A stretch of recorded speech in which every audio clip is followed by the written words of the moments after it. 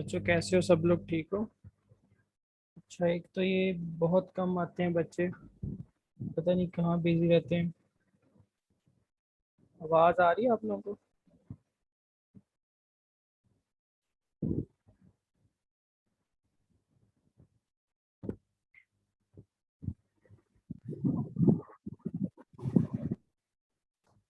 अच्छा, बच्चे भी कम हैं और वैसे भी संडे है तो थोड़ा सा पढ़ेंगे आज। एक चैप्टर है उसका ना आधा, आज 50% कर लेते हैं, बाकी कल कर लेंगे। और मेरा एक और प्लान ये है कि आपको ना मेन जो बुक है ना, गाइटन, वो पहले करवा दूं। मतलब उसकी जो चीज़ें हैं वो कर लें। उसके बाद ना मैं आपको मैम के जो नोट्स हैं ना वो भी करवा दूंगा बाद में। उसकी वजह यह है कि एफएमयू सबको पता है काफ़ी ना अनप्रडिक्टेबल है, सही है, इनका पता कोई नहीं कि ये क्या करें बच्चों के साथ प्रॉफ में। तो ज़्यादा रिकमेंडेड चीज़ तो यही है कि मैम के नोट्स तक तो बंदे ने किए ही हो ना, लेकिन मेन बुक गाइटन है। पेपर इन्होंने खुद बनाना नहीं होता, पेपर बनवाते हैं ये बाहर से। तो अब पता नहीं बाहर वाला गाइडन से उठा के दे दे या मैम के नोट से दे दे या खुद बनाएंगे, तो फिर तो मैम के नोट से ही होंगे ना। तो गाइडन जो है वो टेक्स्ट बुक है, उसको तो हमने लाजमी करना है ना। जो कुछ उसमें लिखा हुआ है उसी के एफसीक्यू, उसी के एमसीक्यू। जो एक्स्ट्रा चीज़ें हैं वो हम जो है वो मैम के नोट से ही करेंगे, वही चीज़ें हमने करनी है। तो आज जो है वो वही पहले एक दफ़ा गाइडन की चीज़ें ख़त्म करके फिर नोट्स पे जाएंगे। तो आज वाला चैप्टर है ल्यूकोसाइट्स वाला, ठीक है। टाइप्स हैं ल्यूकोसाइट्स की। एफएससी में हम पढ़ते हैं कि 5 होती हैं। यहाँ पे उसने लिखा हुआ है कि ओकेजनली प्लाज्मा सेल्स भी वो इसी के टाइप्स में काउंट करता है। ये पहले वाली जो 3 हैं ये हैं ग्रेन्युलोसाइट्स, बाकी ए ग्रेन्युलोसाइट, ठीक है। और लिम्फोसाइट्स जो हैं ये इनमें टी और बी सेल्स होते हैं ना, तो बी सेल आगे प्लाज्मा सेल्स बनाती हैं, ठीक है। तो वो इसको इसी में काउंट करता है। गाइटन के अकॉर्डिंग 6 टाइप्स हैं ल्यूकोसाइट की। पॉलीमॉर्फो न्यूक्लियर का मतलब होता है कि इसका जो न्यूक्लियस है, एक तो आपको पता है लोब्ड होता है, ठीक है। एक से ज़्यादा लोब्स होते हैं उसके अंदर। और मॉर्फो मतलब उसकी शेप्स वेरी कर रही होती हैं, डिफरेंट शेप्स के होते हैं, इस वजह से उनको पॉलीमॉर्फो न्यूक्लियर कहते हैं। न्यूट्रोफिल या एजानोफिल, बेसोफिल, आप सबको पता है। आगे जो है इनकी आ गई है कॉन्सेंट्रेशन, ठीक है। तो कॉन्सेंट्रेशन में देखो, न्यूट्रोफिल जो होते हैं वो 62% होते हैं, मोस्ट अबंडेंट है, ठीक है। ये जाइनोफिल और बेजोफिल ये 2.3% और 0.4%। मेरा ख्याल है एफएससी में जो परसेंटेज लिखी हुई है वो 62 होती है, और इधर 2 होती है और यहाँ पे 1 होती है। तो इसको थोड़ा सा उसी रेफरेंस में जेन में रख के, यहाँ पे चूंकि उन्होंने डिफरेंट लिखी हुई है तो हम इसी के अकॉर्डिंग करेंगे। 62, यहाँ पे 2 की जगह पे उसने 0.3 ज़्यादा कर दिया, और यहाँ पे 1 था तो उसने 0.6 कम कर दिया, सही है। यहाँ पे वो मोनोसाइड एफएससी में मेरा ख्याल है 3% लिखता है और लिम्फोसाइट 32% लिखता है। और यहाँ पे उसने, ये एफएससी के अकॉर्डिंग बता रहा हूँ, और मोनोसाइट यहाँ पे गाइटन में 5.3% है और लिम्फोसाइट्स 30% है। तो ये एमसीक्यूज में आपको पूछ सकता है, ये भी आपने याद कर लेना है। आगे चलते हैं। लाइफ स्पैन देखो, ग्रेन्युलोसाइट जो होते हैं ना, नेब, NEB, न्यूट्रोफिल, ये जाइनोफिल और बेजोफिल्स, ये ब्लड में 4 से 8 घंटे तक, ठीक है, स्टे कर रहे होते हैं। उसके बाद ये टिश्यूज में चले जाते हैं, सही है। और टिश्यूज में ये सेल्स के अंदर 4 से 5 घंटे तक रहते हैं, ठीक है। तो ये लाइफ स्पैन भी वो एमसीक्यूज में पूछ सकते हैं। Same is the case with monocytes की। जो मोनोसाइट है वो 10 से 20 घंटे तक ब्लड के अंदर रहते हैं, बाद में वो टिश्यूज के अंदर चले जाते हैं एंड लिव फॉर मंथ्स, ठीक है। लिम्फोसाइट्स जो होते हैं ना, ये ब्लड से जाते हैं टिश्यू के अंदर, ठीक है। टिश्यू से ये निकल के चले जाते हैं इंटरस्टिशियल फ्लूइड के अंदर, ठीक है। इंटरस्टिशियल फ्लूइड आपको पता है लिम्फ कैरी कर रहा होता है, ठीक है। और वहां से ये लिम्फेटिक वेसल्स में जाते हैं और फिर ये लिम्फ नोड में चले जाते हैं। तो ये इनकी ना इस तरह सर्कुलेशन हो रही होती है इस पूरे सर्किट के अंदर, ठीक है। तो ये वीक्स और मंथ्स जो है इसी तरह सर्कुलेट कर रहे होते हैं, ठीक है। तो ये जो लाइफ स्पैन है ये भी एमसीक्यूज के अंदर है, तो ये भी आपने कर लेना, ठीक है। ये कोई इतना मुश्किल काम नहीं है, ये सिंपल सी एमसीक्यूज है, इसको याद कर लेना। इन्फ्लेमेशन के बारे में पहले भी एक दफ़ा बात हुई थी, ठीक है। आज ये प्रॉपर टॉपिक है। तो इन्फ्लेमेशन की सबसे पहले आप डेफिनेशन लिखोगे कि होता क्या है। तो ये एक ऐसा मैकेनिज्म है कि बॉडी में बाहर से कोई भी अगर फॉरेन पार्टिकल बॉडी के अंदर आए, तो इस फिनोमेना के तहत कुछ सेकेंडरी चेंजेस बॉडी में आती हैं, ठीक है, उन चेंजिंग्स को हम इन्फ्लेमेशन कहते हैं, ठीक है। अब फॉरेन पार्टिकल आया, ठीक है, और सेकेंडरी चेंजिंग्स कौन कौन सी हुई हमें वो देखनी है। कहता है रिलीज ऑफ हिस्टामिन और अदर इन्फ्लेमेटरी सब्सटेंसेस, ब्रेडिकाइनिन होते हैं, ठीक है, साइटोकाइंस वगैरह होते हैं, ठीक है, हिस्टामिन, तो ये क्या है, इन्फ्लेमेटरी सब्सटेंसेस हैं। तो जब कोई फॉरेन पार्टिकल आएगा तो सबसे पहले ये रिलीज होंगे, ठीक है। और ये किन सेल्स से रिलीज होंगे, बेजोफिल्स से, ठीक है। ये मैंने आपको पहले भी बताया था प्लाज्मा वाले चैप्टर में, जब प्लाज्मा और आरबीसी हमने किया था। तो हिस्टामिन रिलीज हुआ। हिस्टामिन का फंक्शन होता है वेजोडाइलेशन, ठीक है। ये ब्रोंक्यूल्स में कंस्ट्रिक्शन करवाते हैं, ब्रोंको कंस्ट्रिक्शन करवाते हैं, आप एस्थमा में पढ़ोगे जाके सॉरी, लेकिन ये वेसल्स की डायलेशन करवाते हैं, वेजोडाइलेशन। वेजोडाइलेशन से जो है वो ब्लड का फ्लो ज्यादा हो जाता है, ठीक है। तो उस लोकलाइज्ड एरिया के अंदर जहाँ पे हिस्टामिन रिलीज हुआ है वहाँ पे ब्लड फ्लो ज्यादा हो जाएगा, ठीक है। ब्लड फ्लो ज्यादा होने के साथ साथ क्या होगा, इंक्रीज्ड कैपिलरी परमिएबिलिटी, कि कैपिलरी की जो परमिएबिलिटी है ना वो ज्यादा हो जाएगी, ठीक है, जिसकी वजह से लीकेज ऑफ फ्लूइड ज्यादा होगा, ठीक है। तो ब्लड से जो है वो फ्लूइड उस एरिया के अंदर ज्यादा आएगा, ठीक है। और साथ ही जो है वो, ये एक पॉइंट नहीं लिखा हुआ, मोनोसाइट और मैक्रोफेजेस जो है वो भी वहाँ पे उनका मूवमेंट वहाँ पे शुरू हो जाती है, सही। और वो वहाँ पे जाके क्या करते हैं, फेगोसाइटोसिस, कि वो वहाँ पे जाके फॉरेन पार्टिकल को इनगल्फ करते हैं और उनके साथ फाइट करते हैं, ठीक है। साथ में एक और सेकेंडरी चेंज आती है, वॉलिंग ऑफ। ये क्या होती है, ये आगे पढ़ते हैं। तो ये सारी की सारी सेकेंडरी चेंजेस क्या है, इन्फ्लेमेशन। इनमें क्या क्या शामिल है, हिस्टामिन का रिलीज होना, वेजो डायलेशन होना, कैपिलरी की परमिएबिलिटी का ज्यादा होना, और उसके बाद मोनोसाइट और मैक्रोफेज का वहां पे जाके फेगोसाइटोसिस करना, और आखिर पे साथ में क्या हो रहा था, वॉलिंग ऑफ। अब वो पढ़ते हैं वॉलिंग ऑफ क्या होता है। वॉलिंग ऑफ नाम से इज़ार है कोई वॉल बनानी है हमने, ठीक है। सील और wall of the area of injury, तो जहाँ पे इंजरी हुई है, इन्फ्लेमेशन हुई है, वहां पे उस एरिया को क्या कर देना है, सील कर देना है फिब्रिनोजिन के क्लॉट से, ताकि जो वहाँ पे फॉरेन पार्टिकल आया है उसका इफेक्ट उसी लोकलाइज्ड एरिया में रहे, कहीं आगे ना चला जाए। तो ये इन्फ्लेमेशन का हमारे पास क्या है, एक इसका प्लस पॉइंट है, सही है। तो यहाँ तक हो गया बॉलिंग ऑफ होता क्या है, इसका फंक्शन क्या है, सही है। तो यहाँ तक किसी को कोई मसला है, कोई क्वेश्चन पूछना है तो पूछ लो।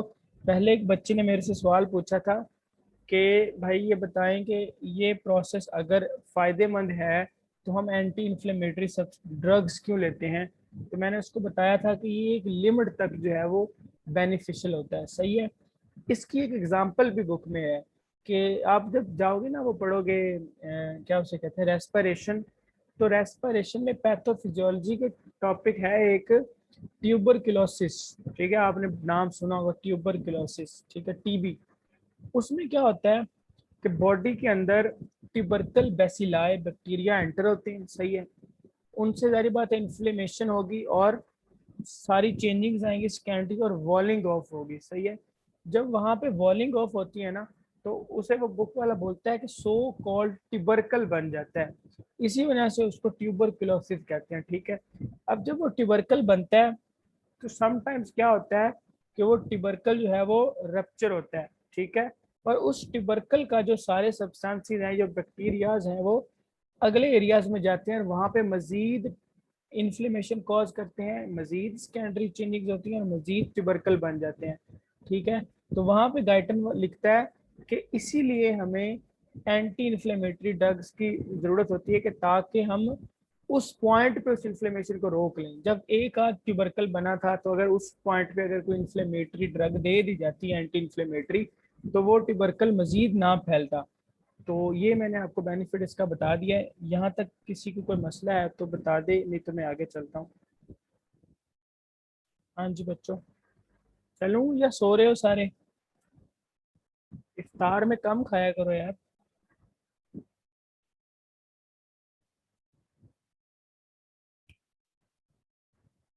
चलें, सही है, आगे चलता हूँ। आगे देखो, इन्फ्लेमेशन के लिहाज से ना बॉडी में कुछ लाइन ऑफ डिफेंस होता है, ठीक है। लाइन ऑफ डिफेंस से मुराद ये है कि सबसे पहले क्या क्या चीज होगी, सही है। तो ये एक तरह का रट्टा है, सही है। अब हम एक माइक्रोस्कोपिक लेवल पे चीज हो रही है, तो वो एज इट इज जैसे हो रही है हमने वैसे याद करनी है। वो कैसे हो रही है? कहते हैं कि first line of defence is tissue macrophages और ऑलरेडी एक्टिवेटेड, कि सेल्स के अंदर जाहिर बात है पहले भी कभी इन्फ्लेमेशन हुई होगी या पहले भी कोई ना कोई ऐसा प्रोसेस हुआ होगा जिसकी वजह से वहां पे मोनोसाइट्स गए होंगे और टिश्यू के अंदर मैक्रोफेज बने होंगे। तो जो सेल्स के अंदर पहले से मौजूद मैक्रोफेजेस होते हैं ना, वो फर्स्ट लाइन ऑफ डिफेंस करते हैं कि ऊपर कोई अगर इन्फ्लेमेटरी सब्सटेंस आया है, फॉरेन पार्टिकल आया है, तो पहले उनसे कौन लड़ेगा? जो जाहिर बात है अगर किसी मुल्क पे हमला हुआ तो सबसे पहले वो फौजी लड़ेंगे जो बॉर्डर पे होंगे, ठीक है। अंदर वाला काम बाद में होगा। तो ये एज समझ लो कि उस बॉर्डर पे पड़े होते हैं, ये सेल्स के अंदर ऑलरेडी मौजूद होते हैं। मैं आपको एक डायग्राम दिखाता हूँ। ये देखो, ये कैपिलरी के अंदर देखो फ्लूइड जा रहा है, ये ब्लड वेसल है, ठीक है। ऊपर आपको नजर आ रहा है एक स्किन के अंदर एक पार्टिकल आया हुआ है जिसने कुछ ये सब्सटेंसेस रिलीज किए। ये देखो, ये जो सेल है ना, इस सेल के अंदर जो ऑलरेडी पहले से मौजूद होंगे ना मैक्रोफेजेस, वो होंगे फर्स्ट लाइन ऑफ डिफेंस, ठीक है। तो ये हो गया फर्स्ट लाइन ऑफ डिफेंस। ऊपर चलते हैं। Again second line of defence. Second line of defence होता है न्यूट्रोफिल्स। हमारे जो न्यूट्रोफिल्स होते हैं ना, ये स्मॉल होते हैं, ठीक है। तो जो बॉडी है वो बड़ी समझदार है, वो कहती है नहीं, पहले मैं अपने छोटे फौजी भेजूंगी, ठीक है। अगर वो उसी की किस्म का कोई मसला हुआ तो हल हो जाएगा, नहीं तो बाद में बड़े भेजूंगा मोनोसाइट जो कि मैक्रोफेजेस बनते हैं बाद में, ठीक है। तो फर्स्ट लाइन ऑफ डिफेंस के बाद सेकंड लाइन ऑफ डिफेंस होता है न्यूट्रोफिल्स इन्वेजन, कि न्यूट्रोफिल वहां पे इन्वेड करते हैं और वहां पे लड़ते हैं किनके साथ? फॉरेन पार्टिकल के साथ। लेकिन अगर मसला ज्यादा बड़ा है, मतलब कि न्यूट्रोफिल्स बेचारे नहीं कुछ कर सके, फिर बॉडी कहती नहीं अब मुझे अपने हथियार ज्यादा चलाने पड़ेंगे, फिर वो क्या करती है अपने मोनोसाइट्स भेजती है जो कि बाद में मैक्रोफेज बन जाते हैं, ठीक है। और ये एक्टिवेटेड वाले नहीं है, ये दोबारा से पीछे से आ रहे होते हैं ब्लड वेसल्स के थ्रू। कैसे आ रहे होते हैं वो हम आगे देखेंगे बाद में। तो थर्ड लाइन ऑफ डिफेंस क्या है? Second invasion of monocytes. ये ऑलरेडी प्रेजेंट थे और ये सेकंड इन्वेजन है, सही है। आगे है fourth line of defence. Fourth line of defence क्या है?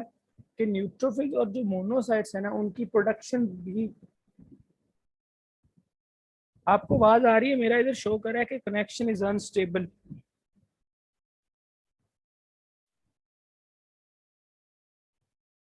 आवाज में कोई मसला तो नहीं आ रहा? चलें ठीक है।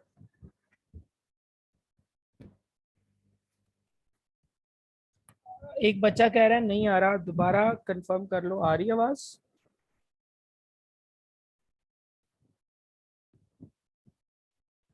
चलें सही है। फर्स्ट लाइन ऑफ डिफेंस का बता दिया, सेकंड का बता दिया, थर्ड का मैंने कहा कि सेकंड इन्वेजन कुछ ऑलरेडी मैक्रोफेज पड़े थे जो बाद में गए, वो थर्ड लाइन ऑफ डिफेंस बनाते हैं। फिर क्या आता है हमारे पास? फोर्थ लाइन ऑफ डिफेंस, ठीक है। फोर्थ लाइन ऑफ डिफेंस ये है कि बॉडी कहती है कि वहां पे मेरे फौजी जाई जा रहे हैं और मरी जा रहे हैं, तो मैं क्या करती हूँ और ज्यादा प्रोड्यूस करती हूँ ताकि उनके खिलाफ, जाहिर बात तादाद ज्यादा होगी तो जीतने के चांसेस ज्यादा होंगे, तो मजीद न्यूट्रोफिल और मोनोसाइट की प्रोडक्शन का इंक्रीज हो जाना फोर्थ लाइन ऑफ डिफेंस है, ठीक है। अब हमने आगे पढ़ना है कि ये न्यूट्रोफिल इन्वेजन असल में होती किस तरह है, उसके कुछ स्टेप्स हैं, ठीक है। पहला स्टेप होता है मार्जिनेशन, दूसरा होता है फेगो डायप्टेसिस, तीसरा होता है कीमोटैक्सिस, चौथा होता है फेगोसाइटोसिस। ये जो डायप्टेसिस है ना, ये हमने रेटिकुलोसाइट में मेरा ख्याल है मिस किया था पॉइंट, ठीक है। तो रेटिकुलोसाइट्स वो सेल होते हैं जिनमें, और आरबीसी के अंदर भी डायपेप्टेसिस की सलाहियत होती है। अब डायप्टेसिस होता क्या है और ये मार्जिनेशन क्या है, ये हम एक एक करके समझते हैं। मार्जिनेशन होता है कि कैपिलरी के अंदर जो है ना ये पड़े होते हैं, ठीक है, न्यूट्रोफिल्स और मैक्रोफेजेस या मोनोसाइट्स। तो ये क्या करते हैं? आई कैम और सिलेक्टिन्स, इंट्रासेलुलर एडहेनियन मॉलिक्यूल 1 और सिलेक्टिन्स, ये एंडोथेलियम की सरफेस के ऊपर होते हैं। आपको ये जो गिफ नजर आ रहा है इसमें देखो जिफ, इसमें वो आपको नजर आ रहा होगा कि ये जो है इंटेग्रिन, ठीक है, सिलेक्टिन्स वगैरह और आई कैम वगैरह पड़े हैं, इनके साथ वो अटैच होते हैं, ठीक है, मार्जिनेशन। तो ये फर्स्ट स्टेप होता है इन्वेजन का, किसका? न्यूट्रोफिल का। कि न्यूट्रोफिल सबसे पहले अपने आप को उस सरफेस के साथ अटैच करवाते हैं, ठीक है। आवाज में डिस्टॉर्शन हो रही है, अब हो रही है?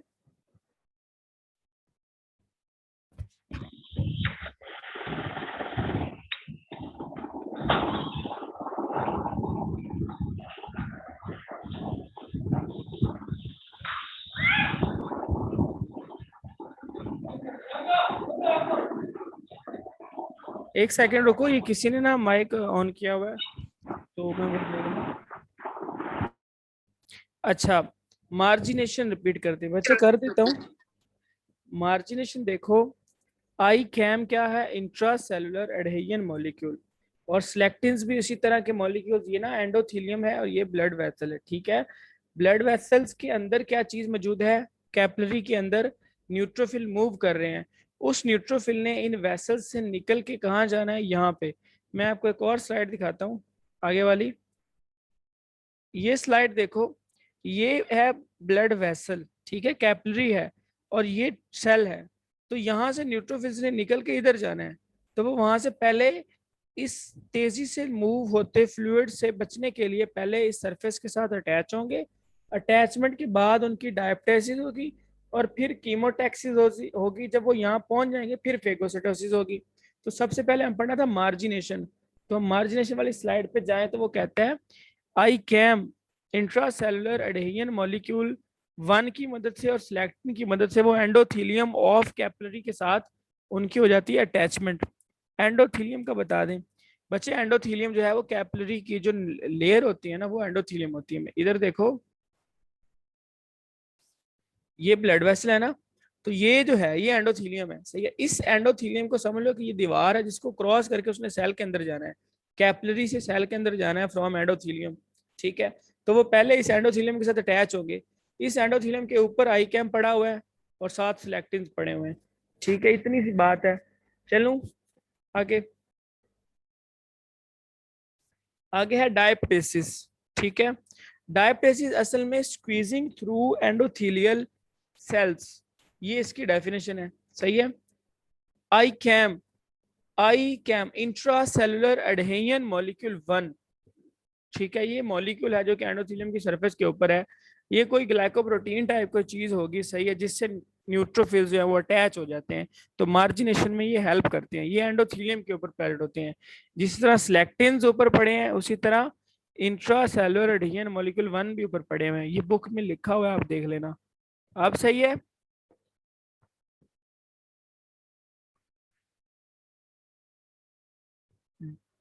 अच्छा, आगे जा रहा हूं मैं। डायप्टेसिस, डायप्टेसिस होता है, ये देखो, ये आपको अगर नजर आ रहा हो, ये देखो किस तरह वो मूव कर रहा है। ये उसने क्या किया, ये एंडोथेलियम के सेल्स में स्क्वीजिंग थ्रू एंडोथेलियल सेल्स कि खुद को उसने स्क्वीज करके अंदर से क्या कर दिया, मूव करके वो एंडोथेलियम को क्रॉस किया और कैपिलरी से वो कहाँ चला गया? ये देखो सेल के अंदर चला गया। इस मूवमेंट को कहते हैं स्क्वीजिंग थ्रू। और ये सारा प्रोसेस क्या है? डायप्टेसिस। रेटिक्युलोसाइट जो होते हैं ना, आरबीसी, वो भी इस तरह मूव करते हैं। उनके अंदर क्या होती है? डायप्टेसिस की सलाहियत होती है। इसी तरह न्यूट्रोफिल्स भी यहाँ पे डायप्टेसिस कर रहे हैं, ठीक है। आगे चलता हूं मैं। कीमोटैक्सिस, जब वो यहां से निकल के इधर पहुंच जाएंगे। कीमोटैक्सिस आपको पता है, केमिकल्स की सूरत में जो मूवमेंट होती है ना, उनके रिस्पॉन्स पे वो कीमोटैक्सिस है। पुरानी बात है। यहाँ पे असल में जो हमारे पास ये पार्टिकल है ना, जो फॉरेन पार्टिकल ने इधर कुछ सब्सटेंसेस रिलीज किए हैं ना, टॉक्सिन्स, ठीक है, और टिश्यू डैमेज हुआ है। यहाँ पे जो टिश्यू डैमेज हुआ है ना, ये देखो, तो इस टिश्यू डैमेज की सूरत में इधर से जो केमिकल्स निकले हैं, उन केमिकल्स, वो केमिकल्स अट्रैक्ट करते हैं यहाँ से जो न्यूट्रोफिल्स निकले हैं, ठीक है। तो इस तरह की जो मूवमेंट है ना, ये कीमोटैक्सिस है। Movement in response to chemicals chemotaxis होती है। और यहाँ पे कौन से केमिकल्स हैं? यहाँ पे ये वाले केमिकल्स हैं जो कि इन्फ्लेम्ड एरिया पे जो फॉरेन पार्टिकल आया है उसने रिलीज किए, ठीक है। कीमोटैक्सिस वो कहता है इफेक्टिव है 100 माइक्रोमीटर तक, ठीक है। 100 माइक्रोमीटर मीटर तक क्या होता है? कीमोटैक्सिस जो है वो 100 माइक्रोमीटर तक इफेक्टिव है, ठीक है। और साथ में वो लिखता है कि inflamed area distance almost 50 micrometre. ठीक है, तो इसका इससे क्या मुराद है ये मैं समझाता हूँ आपको। इससे मुराद ये है कि ये जो कीमोटैक्सिस है ना, अगर 100 माइक्रोमीटर तक हमें मूवमेंट रिक्वायर्ड होना तो तब तक कीमोटैक्सिस हमें हेल्प कर सकती है। ठीक है, लेकिन साथ में ये भी लिखता है कि हमारी बॉडी में जनरली जो है ना, वो जो इन्फ्लेम्ड एरियाज होते हैं वो ऑलमोस्ट 50 माइक्रोमीटर तक ही होते हैं। यानी कि इस एंडोथेलियम से लेके ये इन्फ्लेम्ड एरिया टोटल जो है ना, ये 50 माइक्रोमीटर से ज्यादा नहीं होता। तो कीमोटैक्सिस मूवमेंट जो है ना, ये हमें हेल्प कर रही होती है। अच्छा, एक सेकंड, ये क्वेश्चन मैं पढ़ लूं।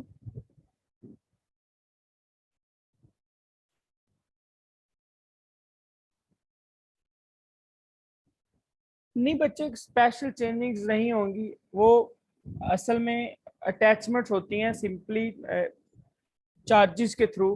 ठीक है, आप जब पढ़ते हो क्या नाम है कार्ब्स में ग्लाइकोलिक्स वगैरह, तो वो जो सब्सटेंसेस प्रेजेंट होते हैं ना ऊपर सेल मेम्ब्रेन के अंदर, ठीक है, वो अटैचमेंट में हेल्प कर रहे होते हैं, सेल टू सेल अटैचमेंट। आपने ये पढ़ी हुई है चीज, ग्लाइकोकैलिक्स होता है ना जो उसके ऊपर कार्ब्स का। ठीक है, तो वो अटैचमेंट में उस तरह के सब्सटेंसेस प्रेजेंट होते हैं सेल मेम्ब्रेन के अंदर, तो वो अटैचमेंट में हेल्प कर रहे होते हैं। ठीक है, तो ये होगी कीमोटैक्सिस।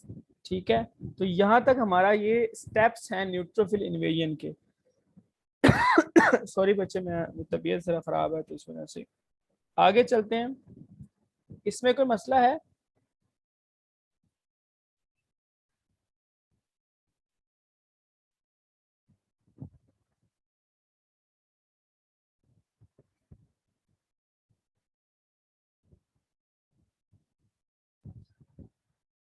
आगे है अमीबॉइड मूवमेंट।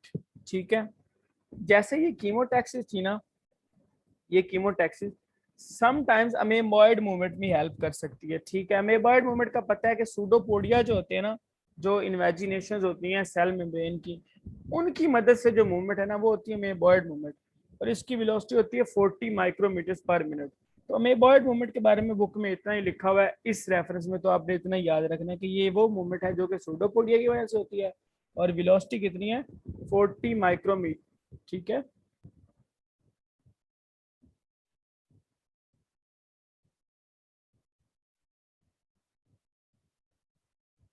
वेलोसिटी इज 40 माइक्रोमिनट्स पर मिनट। अच्छा बच्चे, मैं ना ये खत्म कर लूं तो फिर मैं सारे क्वेश्चन को ना डिस्कस करता हूँ, एक सेकंड बस। ठीक है, आगे ये एक थोड़ा सा रह गया। आगे है फेगोसाइटोसिस।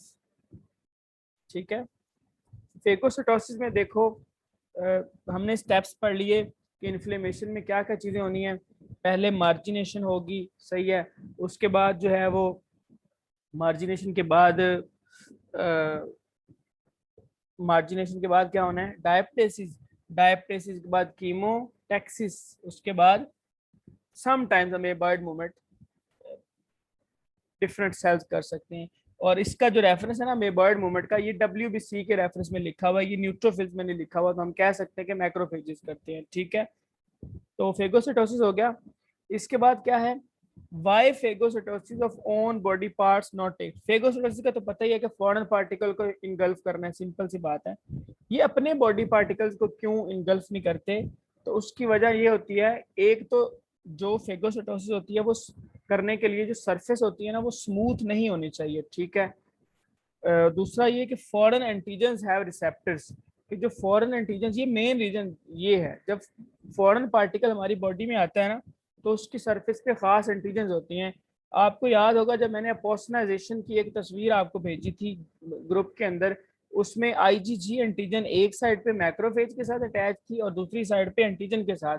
तो वो जो एंटीजन होती है ना उसकी सरफेस के ऊपर जो है ना एंटीजन के कुछ रिसेप्टर पड़े होते हैं, तो उसकी मदद से एंटीबॉडीज के साथ अटैच हो रही थी। सही है, तो इसी तरह जो एंटीजेंस बाहर से बॉडी के अंदर आती हैं उनके ऊपर खास किस्म के रिसेप्टर्स होते हैं। ठीक है, तो वो रिसेप्टर जारी बात है हमारे अपने बॉडी के सेल्स के ऊपर नहीं होते। ठीक है, इस वजह से फेगोसाइटोसिस अपनी बॉडी, और साथ ही हमारी बॉडी के अंदर प्रोटेक्टिव प्रोटीन कोट्स होते हैं। ठीक है, इस वजह से वो अपनी बॉडी को, हमारे जो अपनी फेगोसाइटोसिस अपनी बॉडी की टेक्स प्लेस नहीं हो रही होती, सिंपल सी रीजन है। आगे चलते हैं, आगे है फेगोसाइटोसिस बाय न्यूट्रोफिल्स और फेगोसाइटोसिस बाय मैक्रोफेजेस। ठीक है, तो ये एमसीक्यूज के लिहाज से बात है कि फेगोसाइटोसिस किस तरह होती है। ये तस्वीर देखो, ये उसने शो किया हुआ एक सेल, न्यूट्रोफिल या मैक्रोफेज, बल्कि मैक्रोफेज ही कहो। तो उसने क्या किया, इधर से एक पार्टिकल एंटर हुआ, फॉरेन पार्टिकल इसके अंदर, सही है। जब वो अंदर हुआ तो उसकी मेम्ब्रेन इसके अंदर फ्यूज कर गई, ये था फेगोसोम। जब लाइसोसोम ने इसको अपने अंदर कवर कर लिया तो ये फेगो लाइसोसोम, जिसको डाइजेस्टिव वैक्यूल भी कहते हैं, ठीक है। तो ये दोनों क्या करते हैं, अपनी इन्वेजन इसके थ्रू करते हैं कि वो फेगोसोम को डाइजेस्टिव वेसिकल में कन्वर्ट कर देते हैं। किस तरह करते हैं, ये देखो, एंटर हुआ और लाइसोसोम ने कवर कर लिया, ठीक है। साथ में वो लिखता है कि 3 से 20 बैक्टीरिया होते हैं जो कि न्यूट्रोफिल छोटे सेल्स होते हैं, तो वो 3 से लेके 20 बैक्टीरिया को मार सकते हैं, जबकि मैक्रोफेज में 100 बैक्टीरिया को मारने की ताकत होती है, सही है। ये फेगोसोम लाइसोसोम ने कवर किया तो फेगोसोम डाइजेस्टिव वेसिकल में कन्वर्ट हो गया, सिंपल। आगे बैक्टीरियासाइडल इफेक्ट ऑफ परऑक्सीजोम, वहां पे डिस्ट्रॉय करने के लिए लाइसोसोम ने रोल प्ले किया था ना, कि उन्होंने उसको कवर किया और बाद में वो लाइसोसोम अपने एंजाइम प्रोटियोलिटिक रिलीज करेगा और उसको प्रोटीन्स को तोड़ देगा, ठीक है। एक तरीका ये भी होता है कि कुछ पर ऑक्सीजोम ऐसे सब्सटेंसेस रिलीज करता है जो कि उनकी ऑक्सीडेशन करवा देते हैं, ठीक है, बैक्टीरिया की, और इससे बैक्टीरिया किल हो जाते हैं। इस इफेक्ट को बैक्टीरियासाइडल, आपने एफएससी में पढ़ा था कि बैक्टीरियोस्टैटिक और साइडल इफेक्ट, ठीक है, जिसमें सुपर ऑक्साइड, हाइड्रोजन पर ऑक्साइड और हाइपोक्लोराइड, ये पर ऑक्सीजोम जो है वो सब्सटेंस इस तरह से भी जो है वो किल किया जा सकता है, ठीक है। तो ये सारा कुछ था फेगोसाइटोसिस के हवाले से। हमने सिर्फ आज 2-3 चीजें पढ़ी हैं। हमने पढ़ा इन्फ्लेमेशन क्या होती है, उसमें होने वाली चंद सेकेंडरी चेंजिंग्स पढ़ी हैं, ठीक है। उसके बाद जो है वो इन्फ्लेमेशन में सेकेंडरी चेंजिंग्स पढ़ने के बाद हमने जो है वो फेगोसाइटोसिस पढ़ा है, सही है। फेगोसाइटोसिस के बाद जो है वो हमने जो है वो ये क्या नाम है इसका, हाँ मेरा ख्याल है बस इतना ही पढ़ा। हाँ, न्यूट्रोफिल का इन्वेजन पढ़ा है। तो ये तीन एससीक्यू मैंने आपको करवाए हैं, एक ये एससीक्यू कर लो, बाकी जो है बच्चे कम है तो हम कल कर लेंगे। ये एससीक्यू देखो, ये जो आपको फैक्टर्स नजर आ रहे हैं ये आपने पहले किए थे, आपको याद है, ठीक है। कोई बताएगा हमने कहाँ किए हैं ये?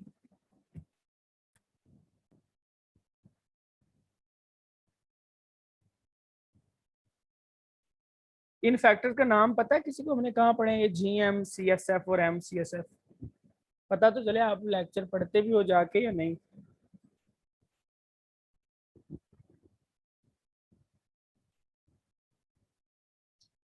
प्लाज्मा में कहाँ पे, चलो ये बताओ, प्लाज्मा में कहाँ पे पढ़े थे? आरबीसी फॉर्मेशन में। हाँ आरबीसी नहीं, हाँ हिमेटोपोइसिस कहो, यानी कि सेल्स की, सारे सेल्स की, नॉट ओनली आरबीसी। इंटरल्यूकिन 1 जो है ना, ये होता है हाँ हिमेटोपोइसिस में, सही है।